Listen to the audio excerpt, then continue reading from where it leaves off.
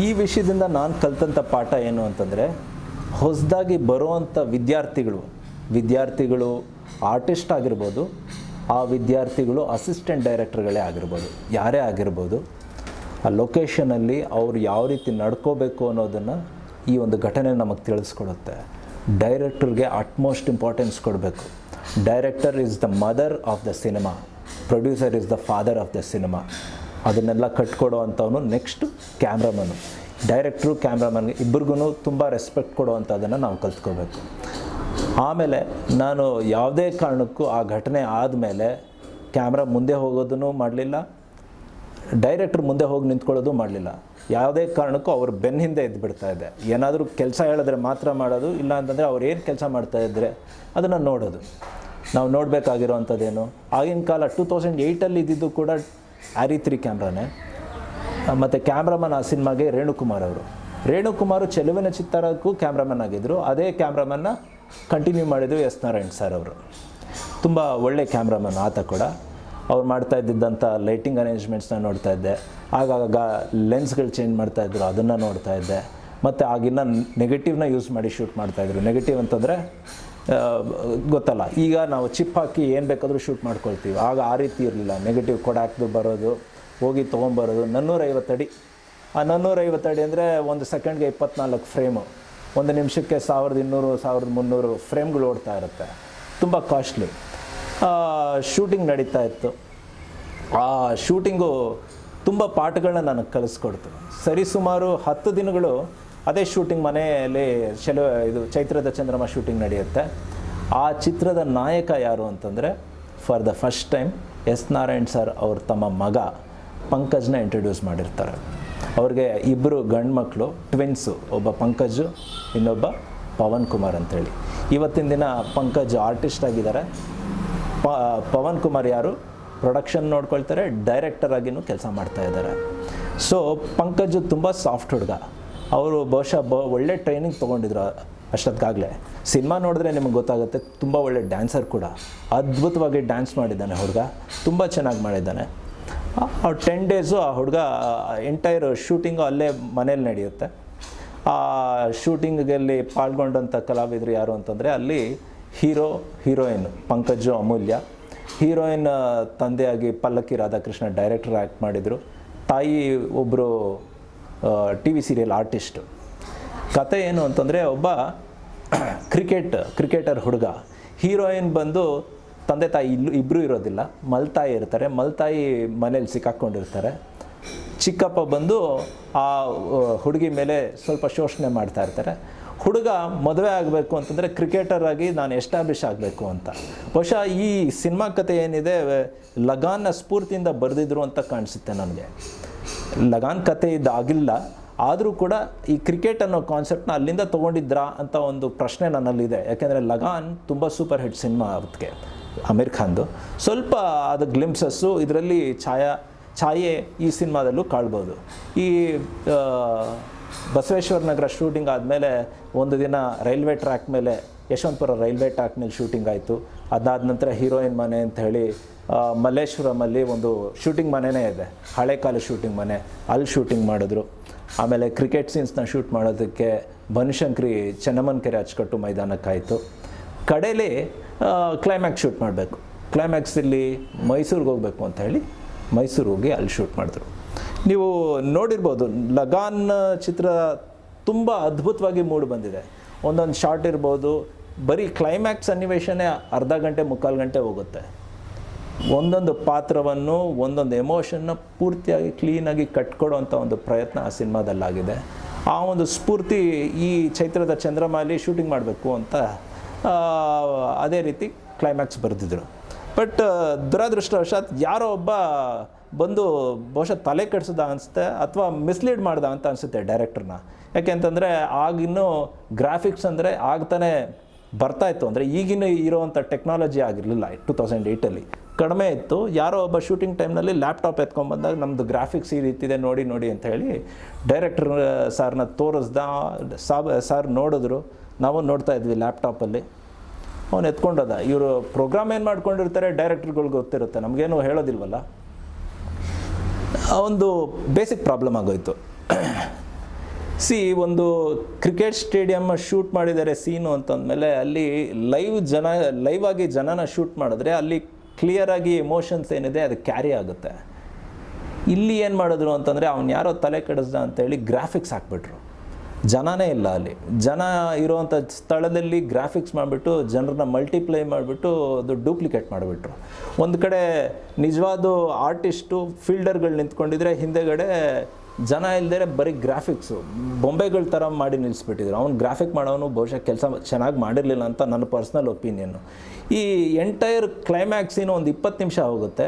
20 ನಿಮಿಷ ಕ್ರಿಕೆಟ್ ತೋರಿಸ್ತಾರೆ. ಇಲ್ಲಿ ಫೀಲ್ಡಲ್ಲಿ ಮೈದಾನದಲ್ಲಿ ನಿಜವಾದ ಜನ ಆ್ಯಕ್ಟಿಂಗ್ ಮಾಡ್ತಾಯಿದ್ದಾರೆ, ಫೀಲ್ಡಿಂಗ್ ಮಾಡ್ತಾಯಿದ್ದಾರೆ, ಬೌಲಿಂಗ್ ಮಾಡ್ತಾಯಿದ್ದಾರೆ, ಬ್ಯಾಟಿಂಗ್ ಮಾಡ್ತಾಯಿದ್ದಾರೆ. ಹಿಂದೆಗಡೆ ಇರೋದೆಲ್ಲ ಗ್ರಾಫಿಕ್ಸ್ ಬಂದಿದ್ದು ಏನಾಗೋಯ್ತು ಅಂತಂದರೆ ಸರಿಯಾಗಿ ಎಮೋಷನ್ಸು ಪೋರ್ಟ್ರೇ ಆಗಲಿಲ್ಲ, ಕ್ಯಾರಿ ಆಗಲಿಲ್ಲ. ದುರದೃಷ್ಟವಶಾತ್ ಡೈರೆಕ್ಟ್ರ್ ಯಾರೇ ಇರಲಿ ಪರಿಶ್ರಮ ಹಾಕಿರ್ತಾರೆ. ನನ್ನ ಸಿನಿಮಾ ಗೆಲ್ಲಬೇಕು, ನಾನು ಚೆನ್ನಾಗಿ ಮಾಡಬೇಕು, ನನ್ನ ಸಿನಿಮಾ ಜನ ನೋಡಬೇಕು, ಮೆಚ್ಕೋಬೇಕು, ಹಾಗೆ ಅಂತಲೇ ಕಷ್ಟಪಟ್ಟು ಕೆಲಸ ಮಾಡಿರ್ತಾರೆ. ಅಷ್ಟೇ ಅಲ್ಲದೆ ತಮ್ಮ ಸ್ವಂತ ಮಗನ್ನ ಹೀರೋ ಮಾಡಿದರು ಎಸ್ ನಾರಾಯಣ್ ಸರು. ಅದು ಗೆಲ್ಲಲೇಬೇಕು ಅಂತ ಒಂದು ಛಲ ಇಟ್ಟು ಮಾಡಿದರು. ಅವರೇ ಸ್ವತಃ ಮ್ಯೂಸಿಕ್ ಮಾಡಿದರು, ಅವರೇ ಸ್ವತಃ ಎಲ್ಲ ಲಿರಿಕ್ಸ್ಗಳು ಬರೆದಿದ್ರು, ಒಳ್ಳೊಳ್ಳೆ 4-5 ಹಾಡುಗಳು ಮಾಡಿದರು. ಫಾರಿನ್ ಲೊಕೇಶನ್ಗೆ ಹೋಗಿ ಹಾಡುಗಳನ್ನ ಶೂಟ್ ಮಾಡ್ಕೊಂಬಂದಿದ್ರು. ಸಿನಿಮಾ ರಿಲೀಸ್ ಆಯಿತು. ಈ ಕೆಲವು ನೆಗೆಟಿವ್ ಅಂಶಗಳಿಂದಾಗಿ ದುರದೃಷ್ಟವಶಾತ್ ಫೇಲ್ಯೂರ್ ಆಗೋಯಿತು. ಬಟ್ ಅದಾದ ನಂತರ ಪಂಕಜ್ ಅವರು ಇನ್ನೊಂದು 2-3 ಸಿನಿಮಾ ಮಾಡಿದ್ರು. ದರ್ಶನ್ ಸರ್ ಜೊತೆನೂ ಒಂದು ಸಿನಿಮಾ ಮಾಡಿದ್ದಾರೆ ರೀಸೆಂಟಾಗಿ. ಒಬ್ಬ ಒಳ್ಳೆ ನಟ. ಆತನಿಗೆ ಎಕ್ಸ್ಪೆಕ್ಟೆಡ್ ಆಗಿ ಏನು ಸಪೋರ್ಟ್ ಸಿಗಬೇಕಾಗಿತ್ತು ಜನರಿಂದ ಅದು ಸಿಗಲಿಲ್ಲ. ಇಲ್ಲಿಗೆ ನನ್ನ ಫಸ್ಟ್ ಸಿನಿಮಾದ ಒಂದು ಜರ್ನಿ ಏನಿದೆ ಮುಗಿದಿತ್ತು. ನಾನು ಮತ್ತೆ ವಾಪಸ್ ಕೋರ್ಟ್ಗೆ ಹೋದೆ. ಅಲ್ಲಿ ಲಾಯರ್ ಆಗಿ ಕೆಲಸ ಮಾಡ್ತಾಯಿದ್ದೆ. ಆದರೆ ಎಲ್ಲೋ ಇತ್ತು ಮನಸ್ಸಿನಲ್ಲಿ, ನಾನೂ ಸಿನಿಮಾ ಇಂಡಸ್ಟ್ರಿಗೆ ಬಂದರೆ ಹೇಗಿರುತ್ತೆ, ಚೆನ್ನಾಗಿರುತ್ತಲ್ಲ, ಸಿನಿಮಾ ಮಾಡಬೇಕಲ್ಲ ಅಂತ. ನಮ್ಮ ಸೀನಿಯರ್ಗೆ ಕೇಳಿದೆ, ಸರ್ ನಾನು ಸಿನಿಮಾ ಇಂಡಸ್ಟ್ರಿಗೆ ಹೋಗ್ತೀನಿ ಸರ್ ಅಂತ. ಬಯೋದಕ್ಕೆ ಸ್ಟಾರ್ಟ್ ಮಾಡಿಬಿಟ್ರು. ನೀನು ತಲೆ ಕೆಟ್ಟಿದ್ಯಾ, ಬುದ್ಧಿ ಇದೆಯಾ ನಿನಗೆ, ನೀನು ಯಾಕೆ ಸಿನಿಮಾ ಇಂಡಸ್ಟ್ರಿಗೆ ಹೋಗ್ತೀಯಾ, ಯಾರಾದರೂ ಕರೆದ್ರೆ ಆ್ಯಕ್ಟ್ ಮಾಡಬೇಕು ಬಂದುಬಿಡಬೇಕು, ನೀನು ಸಿನಿಮಾ ಇಂಡಸ್ಟ್ರಿಗೆ ಹೋಗಬಾರ್ದು, ಅದು ಡೇಂಜರು, ಬೇಡ ಅಂತ ಅಂದರು. ನಾನು ಇನ್ನೊಂದು 6 ತಿಂಗಳು ಅವ್ರ ಆಫೀಸ್ನಲ್ಲಿ ಕೆಲಸ ಮಾಡಿದೆ, ಬಿಟ್ಟೆ. ಆದರೆ ಆಸೆ ಮಾತ್ರ ಹಾಗೇ ಉಳಿತು. ಚೈತ್ರದ ಚಂದ್ರಮ ಶೂಟಿಂಗ್ ಮುಗಿದ ನಂತರ ನಾನು ವೃತ್ತಿ ಜೀವನಕ್ಕೆ ವಾಪಸ್ ಬಂದೆ. 6 ತಿಂಗಳಾದ ನಂತರ ನಾನು ಇಂಡಿಪೆಂಡೆಂಟ್ ಅಡ್ವೊಕೇಟ್ ಆದೆ. ಆದರೆ ಈ ಸಿನಿಮಾದ ಆಸೆ ಏನಿತ್ತು ಅದು ಹಿಂಗೆ ಕಂಟಿನ್ಯೂ ಆಯಿತು, ಮುಂದುವರಿಸಬೇಕು ಅಂತ ಇತ್ತು. ಅಲ್ಲಿವರೆಗೂ ನನಗೆ ಸಣ್ಣ ಕಥೆಗಳು ಬರೆಯುವಂಥ ಒಂದು ಅಭ್ಯಾಸ ಇತ್ತು. ಸಣ್ಣ ಕಥೆಗಳು ನನ್ನ ಲೋಕಲ್ ನ್ಯೂಸ್ ಪೇಪರ್ಗಳಲ್ಲಿ, ಮ್ಯಾಗ್ಝಿನ್ಗಳಲ್ಲಿ ಪ್ರಿಂಟ್ ಆಗ್ತಾಯಿತ್ತು. ಒಂದು 4-5 ಕಥೆಗಳು. ಈ ಸರಿ ನನಗೇನಿಸ್ತು, ಸಿನಿಮಾಗೆ ಕತೆ ಬರೆದ್ರೆ ಹೇಗೆ, ನಾನು ಆ್ಯಕ್ಟ್ ಮಾಡಿದ್ರೆ ಹೇಗೆ, ಈ ರೀತಿ ಮನಸ್ಸಿನಲ್ಲಿ ಆಸೆ ಹೊತ್ತು ಒಂದು ಕತೆ ಬರೆಯೋದಕ್ಕೆ ಯೋಚನೆ ಮಾಡಿದೆ ಸಿನಿಮಾಗೆ ನೇರವಾಗಿ. ಆಗಿನ ಕಾಲದಲ್ಲಿ 2006 ಮುಂಗಾರು ಮಳೆ ಬಂದಿತ್ತು, ಸೂಪರ್ ಹಿಟ್ ಆಗಿತ್ತು. ಗಣೇಶ್ ಅವ್ರದ್ದು ತುಂಬ ದೊಡ್ಡ ಹೆಸರಿತ್ತು. ಸೂಪರ್ ಡೂಪರ್ ಸಿನಿಮಾಗಳು, ಒಂದು 8 ಸಿನಿಮಾಗಳು ಕಂಟಿನ್ಯೂಸ್ ಆಗಿ ಅವ್ರ ಎಲ್ಲ ಸಿನಿಮಾಗಳು ಹಿಟ್ ಆಗ್ತಾ ಹೋಗಿತ್ತು. ಎಲ್ಲ 100 ಡೇಸು, 25 ವೀಕ್ಸು, ಹೀಗೆ ಒಂದು ಥ್ರೆಡ್ ತಲೆಗೆ ಹೊಳಿತು. ಈ ಥರ ಒಬ್ಬ ಹುಡುಗ ಇದ್ದಾನೆ, ಸ್ಟಾರ್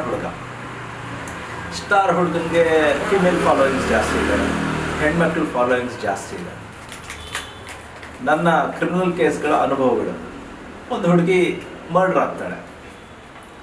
ಮರ್ಡರ್ ಆದ ನಂತರ ಪೊಲೀಸ್ನವ್ರು ಬರ್ತಾರೆ, ಈ ಸ್ಟಾರ್ ಹುಡುಗರನ್ನ ಅರೆಸ್ಟ್ ಮಾಡ್ತಾರೆ, ನೀನೇ ಕೊಲೆ ಮಾಡಿದ್ಯಾ ಅಂತ. ಈ ಥರ ಮರ್ಡರ್ ಕೇಸ್ನಲ್ಲಿ ಸಿಕ್ಕಾಕೊಂಡ್ಬಿಟ್ರೆ ಆ ಸ್ಟಾರ್ ಹುಡುಗನ ಕತೆ ಏನಾಗ್ಬೋದು, ಜೀವನದಲ್ಲಿ ಏನೆಲ್ಲ ಆಗ್ಬೋದು, ಈ ರೀತಿ ಒಂದು ಥ್ರೆಡ್ ಇಟ್ಕೊಂಡು ಕತೆ ಬರೆಯೋದಕ್ಕೆ ಪ್ರಾರಂಭ ಮಾಡಿದೆ. ಅದು ನಾನು ಬರಿತಾ ಏನೇ ಆಗಲಿ, ಒಂದು ಕತೆ ಬರೀಬೇಕು ಅಂತಂದರೆ ಜೀವನದಲ್ಲಿ ಅನುಭವಗಳಿರಬೇಕು. ಅನುಭವಗಳೇ ಇಲ್ಲದೆ ನೀವು ಜೀವನದಲ್ಲಿ ಕಥೆನ ಬರೆಯೋದಕ್ಕೆ ಸಾಧ್ಯ ಇಲ್ಲ. ನಾನು ವಕೀಲಿ ವೃತ್ತಿಯಲ್ಲಿ ಇದ್ದಿದ್ದರಿಂದ ಏನಾಗ್ತಾ ಇತ್ತು ಅಂದರೆ,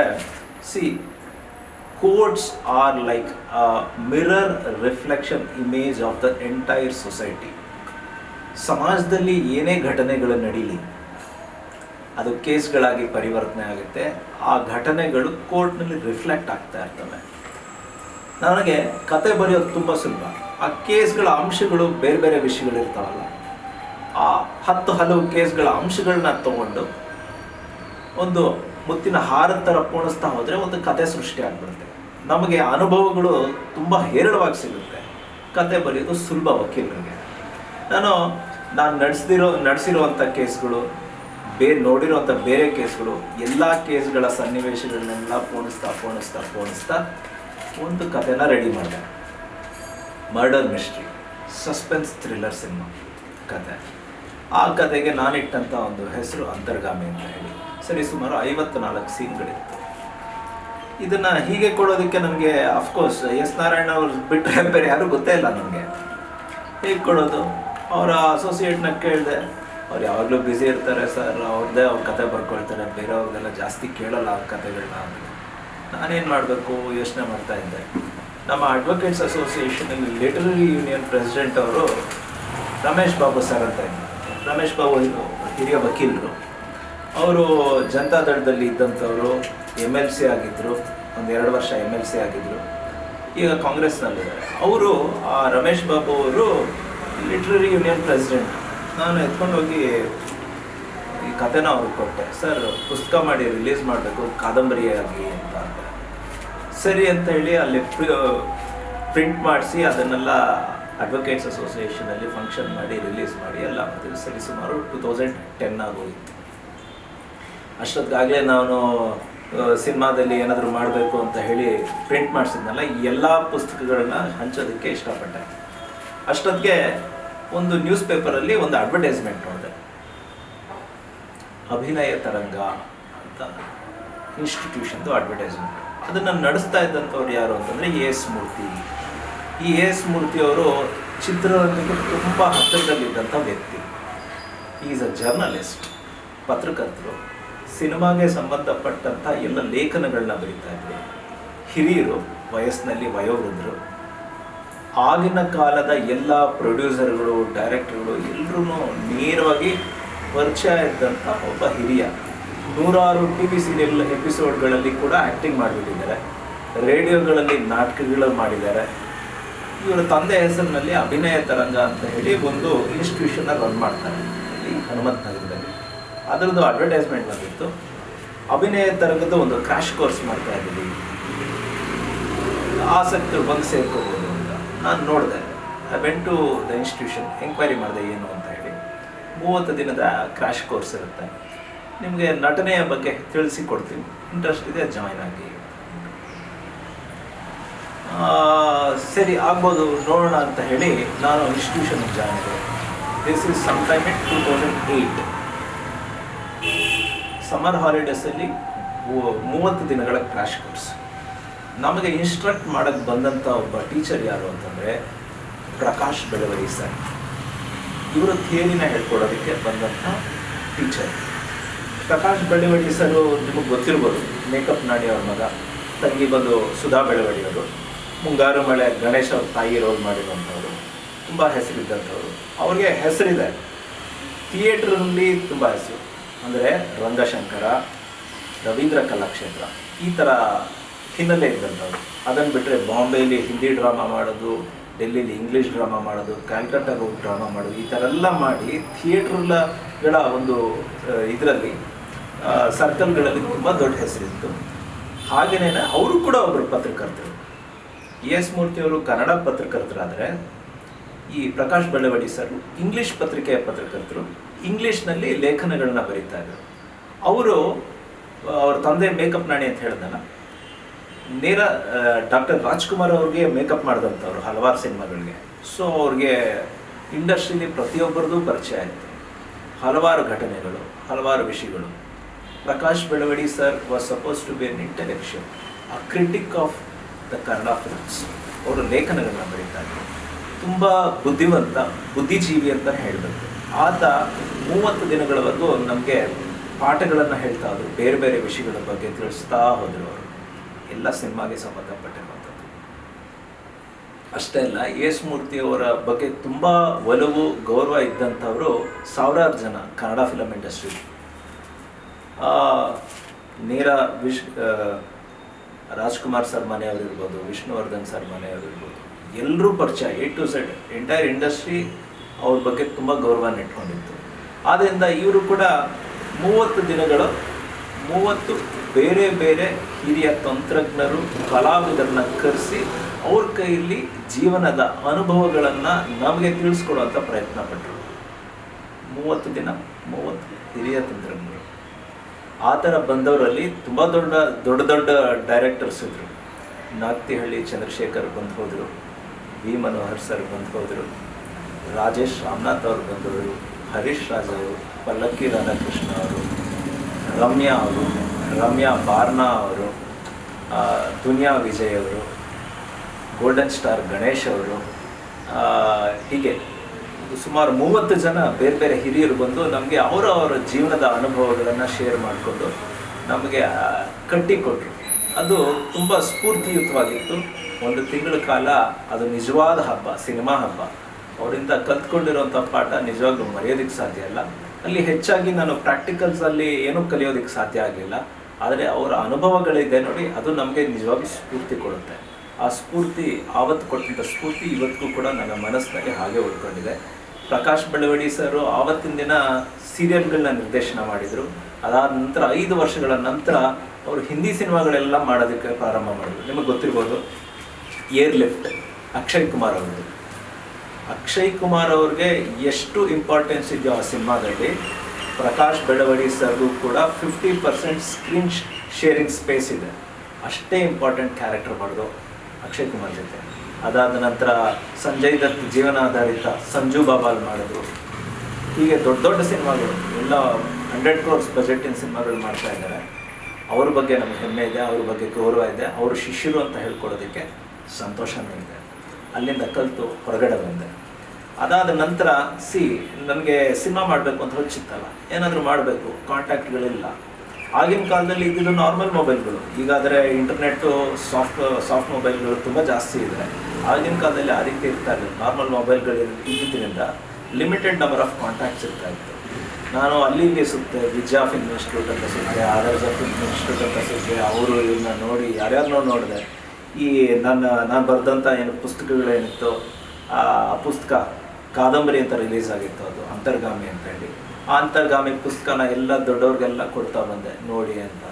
ರಾಜೇಶ್ ರಾಮನಾಥ್ ಅವ್ರ ಸ್ಟುಡಿಯೋಗೆ ಡೈರೆಕ್ಟಾಗಿ ಹೋದೆ, ನಾಗೇಂದ್ರ ಅರಸ್ ಅವ್ರ ಹತ್ರ ಹೋದೆ, ವಿ ಮನೋಹರ್ ಅವ್ರ ಹತ್ರ ಹೋದೆ.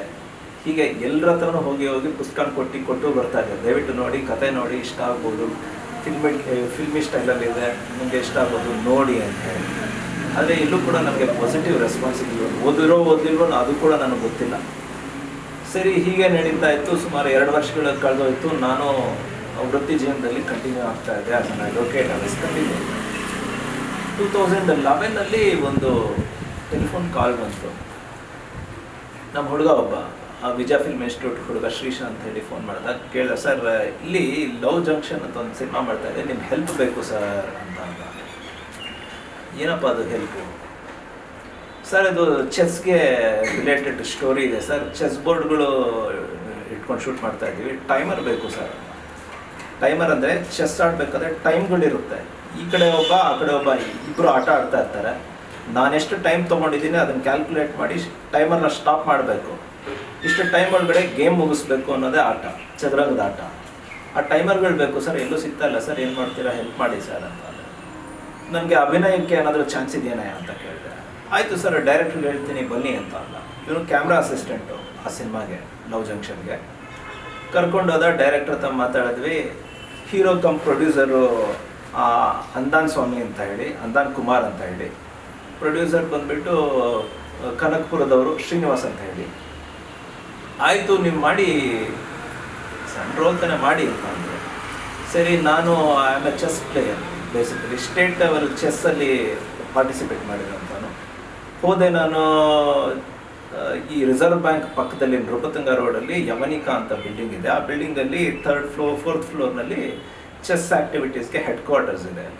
ಅಲ್ಲಿಂದ ಟೈಮರ್ಗಳು ತೊಗೊಂಬಂದು ಕೊಟ್ಟೆ ಶೂಟಿಂಗ್ ಮಾಡೋದಕ್ಕೆ ಅಂತ. ಮಾಗಡಿ ರೋಡಲ್ಲಿ A2B ಇದರಲ್ಲಿ ರೆಸ್ಟೋರೆಂಟಲ್ಲಿ ಶೂಟಿಂಗ್ ಹೋಗಿ ನೋಡ್ತೀನಿ. ಅಲ್ಲಿ ಶಶಿಕುಮಾರ್ ಸರ್ ಇದ್ರು, ಸೀನಿಯರ್ ಆರ್ಟಿಸ್ಟ್, ವೆಟರನ್ ಆರ್ಟಿಸ್ಟ್ ಮತ್ತು ಹೀರೋ ಆದಂಥವ್ರು.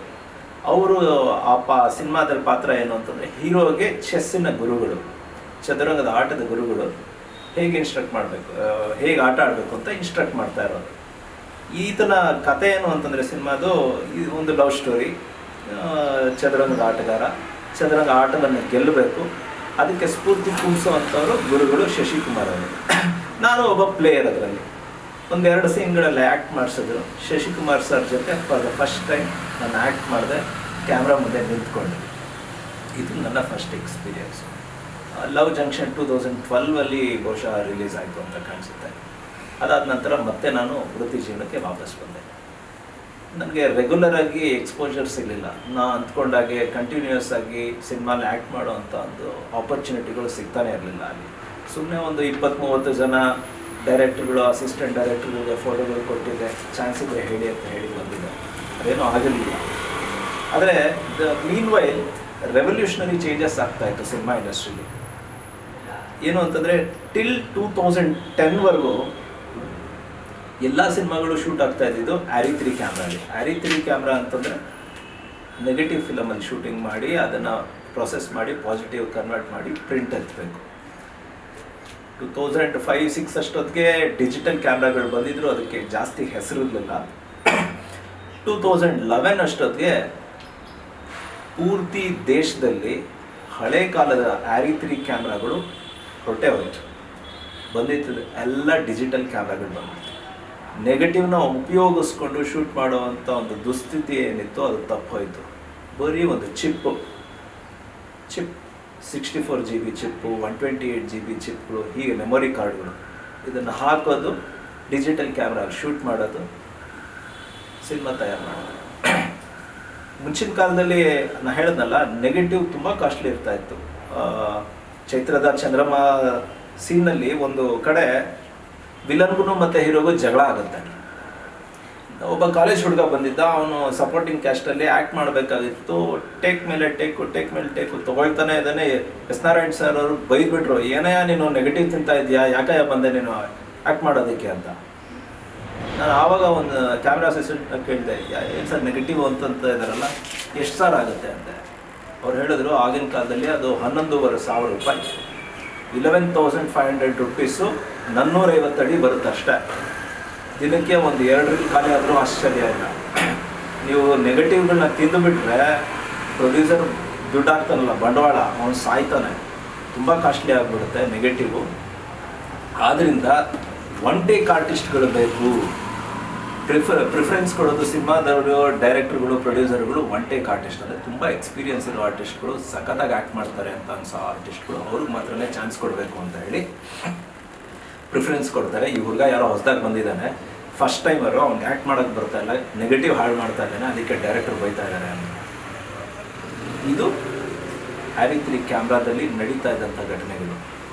ಆದರೆ ಯಾವಾಗ ಡಿಜಿಟಲ್ ಕ್ಯಾಮ್ರಾಗಳು ಬಂದ್ಬಿಡ್ತು, ಮೆಮೊರಿ ಕಾರ್ಡ್ಗಳು ಹಾಕ್ಬಿಟ್ರು, ಈ ಪ್ರೊಡಕ್ಷನ್ ಆಫ್ ನೆಗೆಟಿವೇ ಸ್ಟಾಪ್ ಆಗೋಯ್ತು.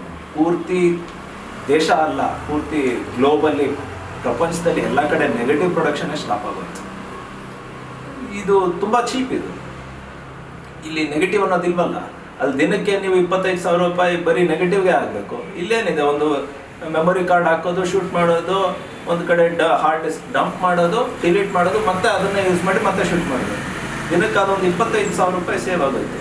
ಅಂದರೆ ಈ ಸಿನಿಮಾ ಅನ್ನೋದು ಬಿಳಿ ಆನೆ ಥರ ಯಾವ್ದು ಮುಂಚಿನ ಕಾಲದಲ್ಲಿ ಬರೀ ಹಣವಂತರು, ತುಂಬ ದುಡ್ಡಿರುವಂಥ ದೊಡ್ಡ ಪ್ರೊಡ್ಯೂಸರ್ಗಳು ಮಾತ್ರನೇ ಚಿತ್ರದ ನಿರ್ಮಾಣ ಮಾಡ್ಬೋದು ಅನ್ನೋಂಥ ಒಂದು ಸನ್ನಿವೇಶ ಆಯ್ತಲ್ಲ, ಅದು ಚೇಂಜ್ ಆಯಿತು, ಬದಲಾಯಿತು. ಡಿಜಿಟಲ್ ಕ್ಯಾಮ್ರಾ ಬಂದಮೇಲೆ ಕಡಿಮೆ ಬಜೆಟ್ನಲ್ಲೂ ಸುಲಭವಾಗಿ ಸಿನಿಮಾಗಳನ್ನು ಮಾಡ್ಬೋದಾದಂಥ ಒಂದು ಸನ್ನಿವೇಶ ಸೃಷ್ಟಿಯಾಯಿತು. ಈಗ ಇರೋದು 2011-12 ಆದಮೇಲೆ ಎಲ್ಲನೂ ಡಿಜಿಟಲ್ ಕ್ಯಾಮ್ರಾನೇ. ಒಂದು ಸಣ್ಣ ಬಜೆಟ್ ಕ್ಯಾಮ್ರಾಯಿಂದ ಹಿಡಿದು 8 ಲಕ್ಷ 9 ಲಕ್ಷ ಕ್ಯಾಮ್ರಾಯಿಂದ ಹಿಡಿದು ಅದು 1.5-2 ಕೋಟಿ ಕ್ಯಾಮ್ರಾಗಳವರೆಗೂ ಹೋಗಿದೆ. ಹೆವಿ ಬಜೆಟ್ ಸಿನಿಮಾದವರು ಯೂಸ್ ಮಾಡೋದು ಒಂದು 1.5 ಕೋಟಿ 2 ಕೋಟಿ ಕ್ಯಾಮ್ರಾ ಆದರೆ, ಸಣ್ಣ ಬಜೆಟ್ನವರು ಒಂದು 10 ಲಕ್ಷ 15 ಲಕ್ಷ ಕ್ಯಾಮ್ರಾಗಳನ್ನ ಯೂಸ್ ಮಾಡ್ತಾರೆ. ಇದರಿಂದಾಗಿ ಮುಂಚೆ ವರ್ಷಕ್ಕೆ 150-200 ಸಿನಿಮಾಗಳು ಬರ್ತಾಯಿತ್ತು ನೆಗೆಟಿವ್ ಇದ್ದಾಗ.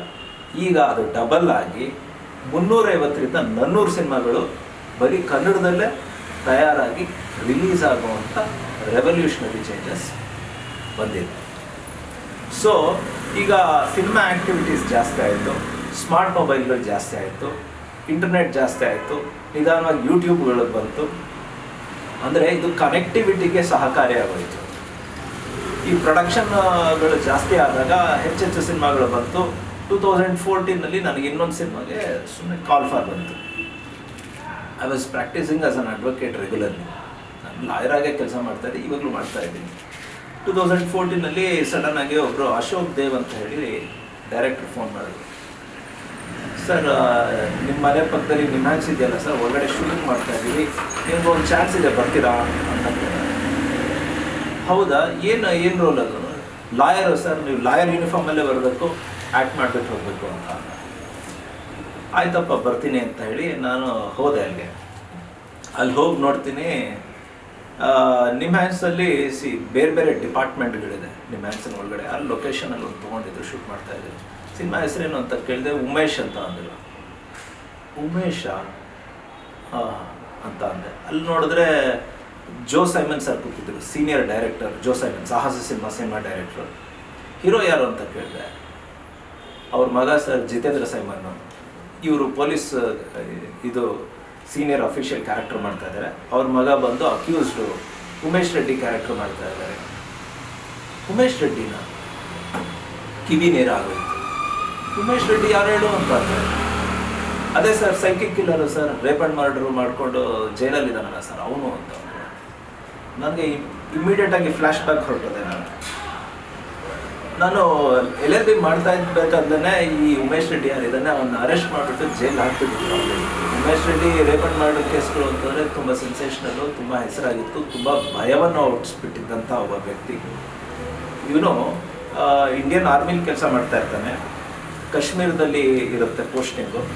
ಅಲ್ಲಿ ಏನೋ ಕೆಟ್ಟ ಕೆಲಸ ಮಾಡಿ ಅಲ್ಲಿಂದ ಓಡ್ ಬಂದುಬಿಟ್ಟಿರ್ತಾನೆ, ಆರ್ಮಿನ ಬಿಟ್ಬಿಟ್ಟಿರ್ತಾನೆ. ಆಮೇಲೆ ವಿಕೃತ ಕಾಮಿ ಅವನು. ಹಲವಾರು ಕಡೆ ಹೋಗೋದು, ಹೆಣ್ಮಕ್ಳನ್ನ ರೇಪ್ ಮಾಡೋದು, ಮರ್ಡರ್ ಮಾಡೋದು, ಇವ್ರ ಮೇಲಿರೋವಂಥ ಅಲಿಗೇಷನ್ಸ್. ಸುಮಾರು ಒಂದು 10-15 ಕೇಸ್ಗಳು ಜಡ್ದು ಅವನ್ನ ಬ್ಯಾಂಗ್ಳೂರು ಸೆಂಟ್ರಲ್ ಜೈಲ್ ಪರಪ್ನಗರದಲ್ಲಿ ಹಾಕ್ಬಿಟ್ಟಿದ್ರು. ನಾವು ವಕೀಲರಲ್ಲೇ ಕ್ರಿಮಿನಲ್ ಕೇಸ್ಗಳು ನಡೆಸ್ತೀವಿ ಅಂತಂದರೆ ಆಗಾಗ ನಾವು ಸೆಂಟ್ರಲ್ ಜೈಲ್ಗೆ ಹೋಗಬೇಕಾದಂಥ ಪರಿಸ್ಥಿತಿಗಳು ಬರ್ತಾ ಇರ್ತವೆ. ಸೆಂಟ್ರಲ್ ಜೈಲು ನೀವು ಸಿನಿಮಾಗಳಲ್ಲಿ ನೋಡಿರ್ತೀರ, ನೇರವಾಗಿ ನೋಡಿಲ್ಲದೆ ಇದ್ರು ತುಂಬ ದೊಡ್ಡದದು. ಎಷ್ಟೋ ಎಕರೆಗಳಿದೆ, 15-20 ಎಕರೆಗಿಂತ ಜಾಸ್ತಿ ಇದೆ, ತುಂಬ ದೊಡ್ಡ ಜಾಗ. ಲೆಫ್ಟ್ ಸೈಡ್ ಎಂಟ್ರಿ ಏನಿದೆ ಪರಪ್ನಗರದಲ್ಲಿ, ಅದು common man entry, public entry. Public ಅವ್ರಿಗೆ ಸಂಬಂಧಪಟ್ಟಿರೋರು ಯಾರು ನೋಡಬೇಕು ಅಂತಂದರೆ ಅವ್ರಿಗೆ ಎಂಟ್ರಿಗಳು ಕೊಡ್ತಾರೆ. ಅದು ದೊಡ್ಡ ಕ್ಯೂ ಇರುತ್ತೆ, 150-200 ಜನ ಕ್ಯೂ ಇರುತ್ತೆ. ಆ ಕ್ಯೂಲ್ಲಿ ನಿಂತ್ಕೊಂಡು ಹೋಗಿ ನೋಡ್ಕೊಂಬರ್ಬೇಕು ಅವರು. ಅದಕ್ಕೆ ಐಡೆಂಟಿಟಿ ಕಾರ್ಡ್ ಕೊಟ್ಟರೆ ಪೊಲೀಸ್ನವ್ರು ಒಳಗಡೆ ಬಿಡೋದು. ಅದು ಒಂದು ಬೋನ್ ಇದ್ದಂಗೆ ಅದು. ಆದರೆ ವಕೀಲರಿಗೆ ಆ ರೀತಿ ಅಲ್ಲ. ವಕೀಲರಿಗೆ ಸ್ಪೆಷಲ್ ಎಂಟ್ರಿ. ಮೇನ್ ಗೇಟಲ್ಲೇ ಅವರು ನಮ್ಮ ಐಡೆಂಟಿಟಿ ಕಾರ್ಡುಗಳು ತೋರಿಸಿ ಸಪ್ರೇಟು ಜೈಲರ್ ಹತ್ರ ಮಾತಾಡಿ ಒಂದು 2 ರೂಮ್ಗಳಿರ್ತವೆ. ಆ ರೂಮ್ಗಳಲ್ಲಿ ಕೂತ್ಕೊಂಡು ನಾವು ಈ ಅಕ್ಯೂಸ್ಗಳ ಹತ್ರ ಮಾತಾಡಿ ಹೋಗುವಂಥ ಒಂದು ವ್ಯವಸ್ಥೆ ಪದ್ಧತಿ ಇದೆ. ನಾವು ನಾರ್ಮಲಾಗಿ ಯಾಕೆ ಹೋಗ್ತೀವಿ ಅಂತಂದರೆ, ಕೆಲವೊಂದು ಸರಿ ಕ್ರಿಮಿನಲ್ ಕೇಸ್ಗಳಲ್ಲಿ ಇನ್ಸ್ಟ್ರಕ್ಷನ್ಸ್ ತೊಗೊಳಕ್ಕೆ ಹೋಗ್ತೀವಿ, ಕೆಲವೊಂದು ಸರಿ ಸಿಗ್ನೇಚರ್ಗಳು ತೊಗೊಳಕ್ಕೆ ಹೋಗ್ತೀವಿ ವಕಾಲತ್ನಾಮಾಗೆ, ಕೆಲವೊಂದು ಸರಿ ಜಡ್ಜ್ಮೆಂಟ್ಗಳಿರುತ್ತೆ, ಆ ಜಡ್ಜ್ಮೆಂಟ್ ಕಾಪಿಗಳು ಕೊಟ್ಟು ಅದನ್ನು ಎಂಟ್ರಿಗಳು ಮಾಡ್ಸೋಕ್ಕೆ ಹೋಗ್ತಾ ಇರ್ತೀವಿ. ಬೇರೆ ಬೇರೆ ಕಾರಣಗಳಿಗೆ ನಾವು ಸೆಂಟ್ರಲ್ ಜೈಲ್ಗೆ ಹೋಗ್ತಾ ಇರ್ತೀವಿ. ನಾನು ಆಗಾಗ ಹೋಗ್ತಾ ಇದ್ದೆ. 2005, 6, 7 ಈ ಟೈಮ್ನೆಲ್ಲ ನಾನು ತುಂಬ ಸೆಂಟ್ರಲ್ ಜೈಲ್ಗೆ ಹೋಗಿ ಬರೋದು ಅಂತ ಒಂದು ಪ್ರಾಕ್ಟೀಸ್ಗಳಿತ್ತು. ಆಗ ನಾನು ಇವನನ್ನು ನೋಡಿದ್ದೆ. ಈ ಕೆಲಸ ಮಾಡಿಸ್ತಾರೆ, ಅಲ್ಲಿ ಸಣ್ಣ ಪುಟ್ಟ ಕೆಲಸ ಮಾಡಿಸ್ತಾರೆ. ಕನ್ವಿಕ್ಟ್ ಆಗಿರೋರ್ನೆಲ್ಲ ಕೆಲಸ ಮಾಡಿಸ್ತಾರೆ. ಅಂಡರ್ ಟ್ರಯಲ್ ಪ್ರಿಸನರ್ಸ್ ಇದ್ದರೆ ನಾರ್ಮಲ್ ಬಟ್ಟೆ ಇರ್ತಾರೆ. ಕನ್ವಿಕ್ಟ್ ಆಗಿರೋ ಸಜಾಬಂದಿಗಳಿದ್ರೆ ಅವ್ರಿಗೆ ವೈಟ್ ಡ್ರೆಸ್ ಕೊಟ್ಬಿಟ್ಟು ನಿಲ್ಲಿಸಿರ್ತಾರೆ. ಆ ವೈಟ್ ಡ್ರೆಸ್ನಲ್ಲಿ ಇರೋರು ಓಡಾಡ್ತಾ ಬೇರೆ ಬೇರೆ ಕೆಲಸ ಮಾಡ್ತಾ ಇರ್ತಾರೆ. ಸೊ ಇನ್ನು ಆಗಾಗ ಹೋಗ್ತಾ ಇದ್ನಲ್ಲ, ಲಾಯರ್ಸ್ ರೂಮ್ನಲ್ಲಿ ಕೂತ್ಕೊಂಡಿದ್ದಾಗ ಆವಾಗ ಬಂದು, ಸರ್ 10 ರೂಪಾಯಿ ಇవ్వండి ಸರ್, 20 ರೂಪಾಯಿ ಇవ్వండి ಸರ್, ಸಿಗರೇಟ್ ಕಾವಲ ಇవ్వండి ಸರ್ ನಾವು. ಯಾರು ಇವನು ಅಂತಂದರೆ ನೋಡಿದ್ರೆ ಸೇಮ್ ಉಮೇಶ್ ರೆಡ್ಡಿ. ಉಮೇಶ್ ರೆಡ್ಡಿನ ಮಾಡಿರೋ ಕೆಲಸಕ್ಕೆ ಪೊಲೀಸ್ನವ್ರು ಇಟ್ಕೊಂಡು ಚೆನ್ನಾಗಿ ಹೊಡೆದು ಒಂದು 100 ಗಾಯ ಮಾಡಿಬಿಟ್ಟು ಫುಲ್ಲು ಶಕ್ತಿ ಇಲ್ದಿರೋ ಹೊಡೆದಾಕ್ಬಿಟ್ಟಿದ್ರು. ಅವ್ನು ಜೈಲಿಗೆ ಬರೋಕ್ಕೆ ಮುಂಚೆನೇ ಅವನು ಫುಲ್ಲು ನರ ಕಟ್ ಮಾಡಾಕ್ಬಿಟ್ಟಿದ್ರು. ಸುಸ್ತಾಗ್ಬಿಟ್ಟಿದ್ದ ಅವನು. ನರಪೇತ್ಲ ನಾರಾಯಣ, ಮೂಳೆ ಇಲ್ಲ, ಮಾಂಸ ಇಲ್ಲ, ಅಷ್ಟು ವೀಕ್ ಆಗಿಬಿಟ್ಟಿದ್ದ. ಸರಿ ಅವ್ನು ನಾವು ಅವಾಗ ಕೊಡೋರು, ಅವನು ಒಂದು 20 ರೂಪಾಯಿ 30 ರೂಪಾಯಿ ಕೊಟ್ಟು ಕಳ್ಸೋರು. ನಾವು ಅವನ ಬಗ್ಗೆ ಎಲ್ಲ ನ್ಯೂಸ್ ಪೇಪರ್ಗಳಲ್ಲಿ ಓದಿದ್ವಿ, ನ್ಯೂಸ್ಗಳಲ್ಲಿ ಓದ್ತಾ ಇದ್ವಿ. ಅವನೇನೋ ಚಿಕ್ಕ ಪುಟ್ಟ ಕೆಲಸ ಮಾಡೋನು, ಅವನ್ಯಾವನೋ ಅಕ್ಯೂಸ್ಗಳನ್ನ ಕರ್ಕೊಂಬರೋನು, ಸೈನ್ ಹಾಕ್ಸ್ಕೊಟ್ಟು ಕರ್ಕೊಂಬರೋನು, ಇದನ್ನೆಲ್ಲ ನೋಡ್ತಾ ಇದ್ವಿ. ಬಟ್ ಏನಾಯಿತು, 2010 ಅಷ್ಟೊತ್ತಿಗೆ ಇನ್ಮೇಲೆ ಮೇಜರ್ ಕೇಸ್ ಒಂದು ಪ್ರೂವ್ ಆಗಿ ಕನ್ವಿಕ್ಷನ್ ಆಗಿತ್ತು. ಕನ್ವಿಕ್ಷನ್ ಏನು ಅಂತಂದರೆ ಇವನು ರೇಪ್ ಆ್ಯಂಡ್ ಮರ್ಡರ್ ಮಾಡಿದ್ದಾನೆ, ಆದ್ದರಿಂದ ಇವನಿಗೆ ಡೆತ್ ಸೆಂಟೆನ್ಸ್ ಕೊಡಬೇಕು ಅಂತ ಹೇಳಿ ಡೆತ್ ಸೆಂಟೆನ್ಸ್ ಶರ ಬರ್ಬಿಟ್ಟಿದ್ವಿ ಹೇಳಿ ಡಿಸ್ಟ್ರಿಕ್ಟ್ ಕೋರ್ಟಿಂದ. ಡೆತ್ ಸೆಂಟೆನ್ಸು ಎಕ್ಸಿಕ್ಯೂಟ್ ಮಾಡಬೇಕು ಅಂತಂದರೆ ನಮ್ಮ ಕರ್ನಾಟಕದಲ್ಲಿ ನೇಣ್ಗಂಬ ಇರಬೇಕಲ್ಲ. ಇಲ್ಲೆಲ್ಲೂ ಇಲ್ಲ, ಬೆಂಗಳೂರಲ್ಲಿಲ್ಲ ನೇಣ್ಗಂಬ. ಅದಿರೋದು ಹಿಂಡಲ್ಗಾ ಜೈಲಲ್ಲಿ. ಆ ಹಿಂಡಲ್ಗಾ ಜೈಲಲ್ಲಿ ನೇಣ್ಗಂಬ ಮಾಡಿರೋದು ನಮ್ಮವರು ಅಲ್ಲ, ಬ್ರಿಟಿಷರ ಸಮಾನ ಜೈಲದು. ಬ್ರಿಟಿಷ್ನವ್ರು ಮಾಡಿರುವಂಥ ಒಂದು ನೇಣ್ಗಂಬ. ಇಲ್ಲಿ ಯಾರೇ ಎಂಟೈರ್ ಕರ್ನಾಟಕದಲ್ಲಿ ಯಾರೇ ಡಿಸ್ಟ್ರಿಕ್ಟ್ ಕೋರ್ಟ್ಗಳಲ್ಲಿ ಡೆತ್ ಸೆಂಟೆನ್ಸ್ ಪ್ರೊನೌನ್ಸ್ ಆಗಿದ್ರೆ ಆ ವ್ಯಕ್ತಿನ ಅಕ್ಯೂಸ್ನ ಇಮಿಡಿಯೇಟಾಗಿ ಬೆಂಗಳೂರಿಂದ ಅಥವಾ ಆ ಊರುಗಳಿಂದ ಟ್ರಾನ್ಸ್ಫರ್ ಮಾಡಿ ಹಿಂಡಲ್ಗಾ ಜೈಲಿಗೆ ಕಳಿಸ್ಬಿಡ್ತಾರೆ. ಅವನು ಧಾರವಾಡದ ಹಿಂಡಲ್ಗಾ ಜೈಲಿಗೆ ಹೊರಟೋಗ್ತಾನೆ. ಯಾವಾಗ 2010ನಲ್ಲಿ. 2010 ಆದಮೇಲೆ ನಾನು ಅವನ್ನ ನೋಡಿರಲಿಲ್ಲ, ಉಮೇಶ್ ರೆಡ್ಡಿನ. ಇವರು ನಮ್ಮ ಡೈರೆಕ್ಟ್ರು ಉಮೇಶ್ ಅನ್ನೋ ಸಿನಿಮಾ ಅಂತ ಹೇಳಿದ ಮೇಲೆ ಆವಾಗ ಕಿವಿ ನಿಂತ್ಕೊಳ್ತು, ಓ ಉಮೇಶ್ ರೆಡ್ಡಿ ಕಥೆನ ಇದು ಅಂತ. ಆಯ್ತಪ್ಪ ಒಳ್ಳೇದು ಮಾಡೋಣ ಅಂತ. ಇವರು ಸಿನಿಮಾ ಅಂದರೆ ಸಿನಿಮ್ಯಾಟಿಕ್ ಆಗಿ ಶೂಟ್ ಮಾಡಬೇಕಲ್ಲ, ಸ್ವಲ್ಪ ವಿಕೃತ ಕಾಮನ ಹೆಂಗೆ ತೋರಿಸ್ಬೇಕು ಸ್ವಲ್ಪ ಜಾಸ್ತಿನೇ ತೋರಿಸ್ತಾ ಹೋದ್ರು. ನಾನು ನೋಡ್ತಾ ಹೋದೆ. ಅವರವರು cinema is independent choice of a director. ಹೇಗೆ ಪಿಕ್ಚರೈಸ್ ಮಾಡಬೇಕು, ಹೇಗೆ ಪೋರ್ಟ್ರೇ ಮಾಡಬೇಕು ಅಂತ. ವಿಕೃತ ಕಾಮನ ವಿಕೃತವಾಗಿ ಶೂಟ್ ಮಾಡ್ತಾ ಇದ್ರು. ಯಾಕೆಂತಂದರೆ ನಿಮ್ಯಾನ್ಸ್ ಒಳಗಡೆ ಶೂಟ್ ಮಾಡ್ತಾ ಇದ್ರು. ಅಂದರೆ ಲೊಕೇಶನು ಸೆಂಟ್ರಲ್ ಜೈಲ್ ಥರನೇ ಇತ್ತು, ಕಂಬಿಗಳಿತ್ತು. ತುಂಬ ತಲೆ ಕೆಟ್ಟಿರೋರನ್ನ ಒಳಗಡೆ ಹಾಕಿರ್ತಾರೆ, ಅವ್ರು ಚೈನ್ ಕಟ್ಟಾಕಿರ್ತಾರೆ, ಅವ್ನಿಗೆ ಡಾಕ್ಟರ್ ಟ್ರೀಟ್ಮೆಂಟ್ ಕೊಡೋದು, ಈ ಥರ ಬೇರೆ ಬೇರೆ ವಿಷಯಗಳು. ಅಷ್ಟೊತ್ತಾಗಲೇ ಉಮೇಶ್ ರೆಡ್ಡಿ ಬಗ್ಗೆ ಇದೊಂದೇ ಸಿನಿಮಾ ಅಲ್ಲ, ಇನ್ನೊಂದು ಸಿನಿಮಾನೂ ಬರ್ತಾ ಇತ್ತು. ರವಿ ಕಾಳೆ ಅವರು ಶೂಟ್ ಮಾಡ್ತಾಯಿದ್ರು. ರವಿ ಕಾಳೆ ಅವರು ಉಮೇಶ್ ರೆಡ್ಡಿ ಕ್ಯಾರೆಕ್ಟರ್ ಮಾಡ್ತಾಯಿದ್ರು. ಅದು ಉಮೇಶ್ ರೆಡ್ಡಿ, ಇದು ಉಮೇಶ್. ಏನು ಎರಡೆರಡು ಸಿನಿಮಾ ಆಗ್ತಾ ಇದೆಯಾ ಅಂತ ನಾನು ಕೇಳಿದೆ. ಅವ್ರದ್ದವ್ರು ಮಾಡ್ಕೊಳ್ತಾ ಇದ್ದಾರೆ ಸರ್, ನಾನು ಮಾಡ್ಕೊಳ್ತಾ ಇದ್ದೀನಿ ಸರ್ ಅಂತ ಅಂದರೆ, ಆಯ್ತಪ್ಪ ನಂದೇನು ಕ್ಯಾರೆಕ್ಟರ್, ನೀವು ಲಾಯರ್ ಹೇಳಿದ್ನಲ್ಲ ಸರ್, ಲಾಯರ್ ರೋಲ್ ಮಾಡಬೇಕು. ಆಯಿತು. ಅವರು ಕೆಲವು ಜೋ ಸೈಮನ್ ಸರ್ ಆ್ಯಕ್ಟ್ ಮಾಡಿದ್ರು, ಹೋದರು. ಅವನು ಹುಚ್ಚುಚ್ಚಾಗಿ ಆಡ್ತಾ ಇರ್ತಾನೆ. ಯಾರೋ ಉಮೇಶ್ ರೆಡ್ಡಿ ಕ್ಯಾರೆಕ್ಟ್ರಲ್ಲಿ ಇದ್ದಂಥ ಜಿತೇಂದ್ರ ಸೈಮನ್ ತುಂಬ ಚೆನ್ನಾಗಿ ಆ್ಯಕ್ಟ್ ಮಾಡ್ದ ಹುಡುಗ. ವಿಕೃತ ಕಾಮಿ ರೋಲ್ ಮಾಡಬೇಕಲ್ಲ, ಎಕ್ಸ್ಪ್ರೆಷನ್ಸ್ ಎಲ್ಲ ತುಂಬ ಚೆನ್ನಾಗಿ ಇತ್ತು. ನನ್ನನ್ನು ಕರೆದ್ರು. ನಾನು ಹೋಗಿ ಮಾತಾಡ್ತೀನಿ, ಇನ್ಸ್ಟ್ರಕ್ಷನ್ಸ್ ಕೊಡೋದಕ್ಕೆ ತೊಗೊಳೋದಕ್ಕೆ ಪ್ರಯತ್ನ ಪಡ್ತೀನಿ, ಅವ್ನಿಗೆ ಉಪದೇಶ ಕೊಡೋದಕ್ಕೆ ಹೋಗ್ತೀನಿ. ಅವ್ನು ನನ್ನನ್ನೇ ಕೆಟ್ಟ ಮಾತಲ್ಲಿ ಬೈದ್ಬಿಟ್ಟು ಕಳಿಸ್ಬಿಡ್ತಾನೆ. ಇಷ್ಟು ಸೀನ್ ಆ್ಯಕ್ಟ್ ಮಾಡಿದೆ. ಅವ್ನು ಕೆಟ್ಟ ಮಾತು ಬೈತಾನೆ, ನಾನು ಹೊರಗಡೆ ಬಂದ್ಬಿಟ್ಟೆ. ನನಗೆ ತುಂಬ ಬೇಜಾರಾಗುತ್ತೆ. ಏನಪ್ಪ ಇದು ಎರಡನೇ ಸಿನಿಮಾ ಆ್ಯಕ್ಟ್ ಮಾಡೋದಕ್ಕೆ ಚಾನ್ಸ್ ಕೊಟ್ಟರೆ ನೀನು ಈ ಥರ ಕೊಟ್ಬಿಟ್ಟಿಲ್ಲ ಅಂತ ನಾನು ಅಸಿಸ್ಟೆಂಟ್ ಡೈರೆಕ್ಟರ್ ಮಾಡ್ತಿದ್ದೆ. ಡೈರೆಕ್ಟ್ರಿ ಯಾರು ಅಂತಂದರೆ ತಮಾಷೆಗೆ ಉಮೇಶ್ ಅವ್ರ ಹೆಸರು ಅಶೋಕ್ ಅಂತ ಹೇಳಿ. ಈ ಅಶೋಕು ನನ್ನ ಹೈಸ್ಕೂಲಲ್ಲಿ ಜೂನಿಯರ್, 1 ವರ್ಷ ಜೂನಿಯರ್. ನಾವು 9ನೇ ಕ್ಲಾಸಲ್ಲಿದ್ದಾಗ ಅವನು 8ನೇ ಕ್ಲಾಸಲ್ಲಿದ್ದ ಹುಡುಗ. ಅವನ ಡೈರೆಕ್ಟ್ರು ಅಶೋಕ್ ದೇವು ಅಸೋಸಿಯೇಟ್ ಡೈರೆಕ್ಟ್ರು. ಏನಪ್ಪ ಈ ಥರ ಕ್ಯಾರೆಕ್ಟರ್ ಕೊಟ್ಟಿಲ್ಲ, ನನಗೆ ಬೇಜಾರಾಯ್ತಪ್ಪ ಅಂದರೆ. ಆಯಿತು ಬಿಡಿ ಸರ್, ನೆಕ್ಸ್ಟ್ ಟೈಮ್ ಒಳ್ಳೆ ಕ್ಯಾರೆಕ್ಟರ್ ಕೊಡ್ತೀನಿ ಅಂತ ಅಂದರು. ನಾನು ಆಯಿತು ಅಂತ ಹೇಳಿ ಬಂದೆ, ಮುಗಿಸ್ಕೊಂಡೆ. ಅವರು ನನ್ನ ವಾಯ್ಸ್ನ ಡಬ್ಬಿಂಗ್ ಬೇರೆ ಯಾರಿಗೋ ಹೇಳಿದರು, ಅವರೇ ವಾಯ್ಸ್ ಮಿಕ್ಸಿಂಗ್ ಮಾಡಿಕೊಟ್ರು. ನಾನು ಮತ್ತೆ ಹೋಗಲಿಲ್ಲ. ಸಿನಿಮಾ ನೋಡೋದಕ್ಕೆ ನನಗೇ ಇಷ್ಟ ಆಗಲಿಲ್ಲ. ಅಷ್ಟು ಸಣ್ಣ ಪಾತ್ರ ಮತ್ತು ಕೆಟ್ಟದಾಗಿ ಬೈದಿದ್ದರಿಂದ ನಾನು ಸಿನಿಮಾ ನೋಡೋದಕ್ಕೆ ಹೋಗಲಿಲ್ಲ. ಬಟ್ ಆ ಸಿನಿಮಾ ರಿಲೀಸ್ಗೆ ತೊಂದರೆ ಆಯಿತು. ಯಾಕೆಂತಂದರೆ ಈ ಉಮೇಶ್ ರೆಡ್ಡಿ ಯಾವನ್ ಜೈಲಲ್ಲಿದ್ದ, ಹಿಂಡಲ್ಗಾ ಜೈಲಲ್ಲಿ, ಅವ್ನ ಬ್ರದರು ಬಂದುಬಿಟ್ಟು ಇಂಜಂಕ್ಷನ್ ಸೂಟ್ ಆಗಿಬಿಟ್ಟ ಕೋರ್ಟಲ್ಲಿ, ಈ ಸಿನಿಮಾ ರಿಲೀಸ್ ಆಗಬಾರ್ದು ಅಂತ. ನಮ್ಮ ಕೇಸ್ಗೂ ನಮ್ಮ ಸಿನಿಮಾಗೂ ಇಂಜಂಕ್ಷನ್ ಸೂಟು. ಇನ್ನೊಂದು ರವಿ ಕಾಳೆ ಆ್ಯಕ್ಟ್ ಮಾಡಿದ್ರಲ್ಲ ಆ ಸಿನಿಮಾ ಉಮೇಶ್ ರೆಡ್ಡಿಗೂ ಕೂಡ ಎರಡೂ ಸಿನಿಮಾ ಮೇಲೆ OS ಸೂಟ್ಗಳು ಹಾಕಿದ್ರು. ಅದೇನೋ ಅಲ್ಲಿ ನಿಂತ್ಕೊಳ್ಳಿಲ್ಲ ಕೋರ್ಟಲ್ಲಿ, ಇಮಿಡಿಯೇಟಾಗಿ ರಿಲೀಸ್ ಮಾಡಿದ್ರು. ಎರಡೂ ಸಿನಿಮಾ ಅಷ್ಟಾಗಿ ಬಾಕ್ಸ್ ಆಫೀಸಲ್ಲಿ ನಡೀಲಿಲ್ಲ.